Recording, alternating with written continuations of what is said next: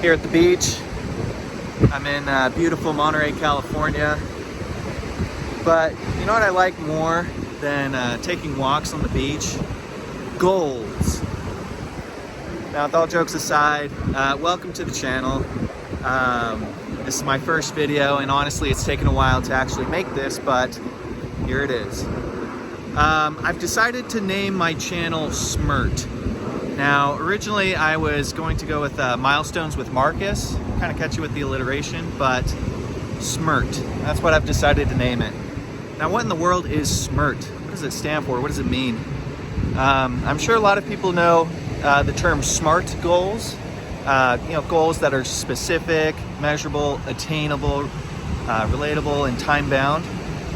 Well, SMART goals are similar to SMART goals, but instead of setting attainable goals that kind of make you feel good along the way, the name of the game is to set unattainable goals, so that you really stretch, right? And even though you might not, you probably will not achieve those unattainable goals, at least you'll be able to accomplish a lot more than you thought was ever possible.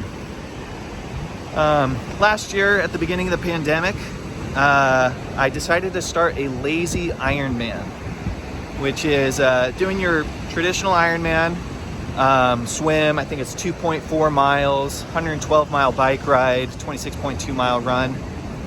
So doing the Ironman, but taking your time with it, doing it in more than one day. And I didn't have a specific goal. It was not time bound. The only thing was I want to complete it. And then the second time around, I want to complete it in less time. So it's kind of bad. It's unfortunate that I did not set any specific goal with it, because it ended up taking, I think, over 400 days to complete. It was a very lazy Ironman.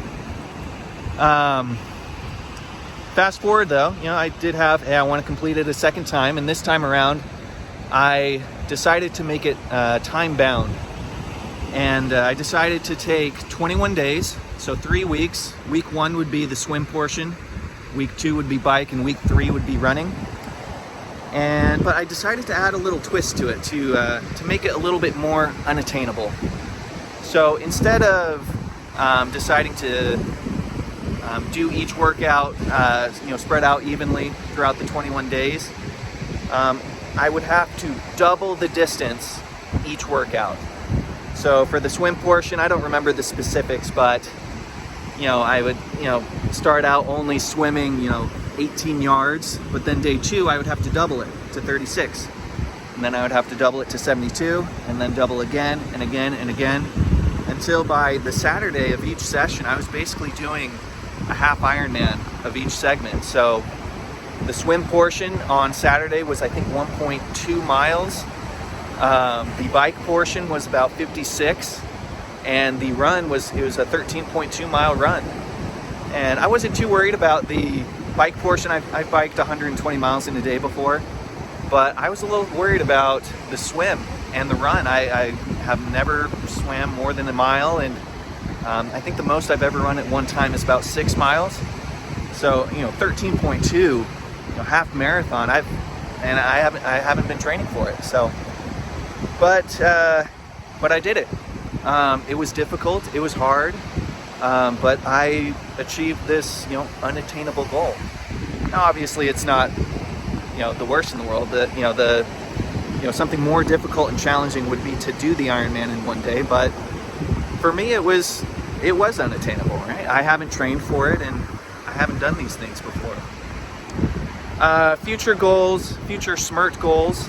I have a lot in my head. Right now I'm just kind of letting my body recover, but I plan on doing a lot more things in the future. This channel, I'll kind of record them and highlight the things that I do.